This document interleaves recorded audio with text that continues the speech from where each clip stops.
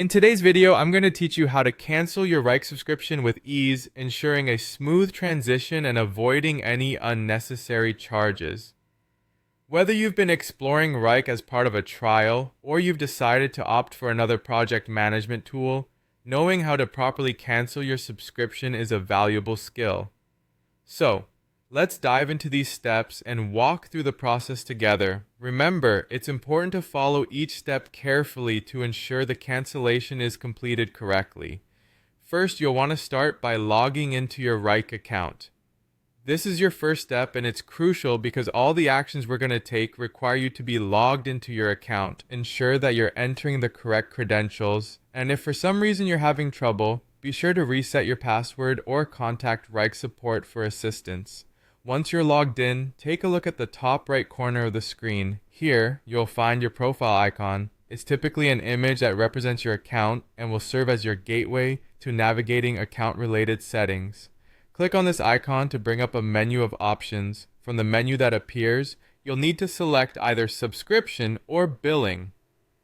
These options can sometimes be synonymous, as it depends on how Wrike labels its financial and subscription management tabs. Selecting this option will take you to the section where all your subscription details are located. Now that you're on the subscription or billing page, the next task is to locate either the End Trial or Cancel Subscription button.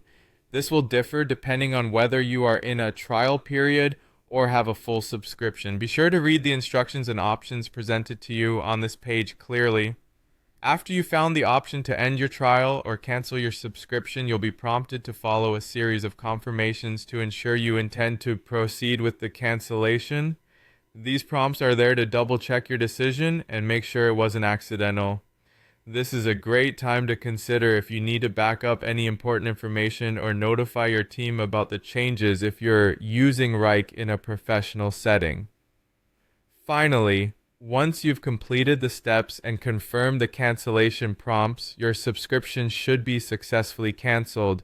It's wise to check your email for any confirmation messages from Wrike. These will serve as proof of your cancellation and ensure that you have documentation on hand should any disputes arise. And there you have it, a straightforward process for canceling your Wrike subscription.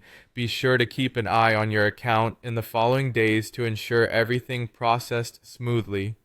If you encounter any issues or have further questions, Wrike's support team is always a valuable resource. Thanks for watching, and we hope this guide has been helpful.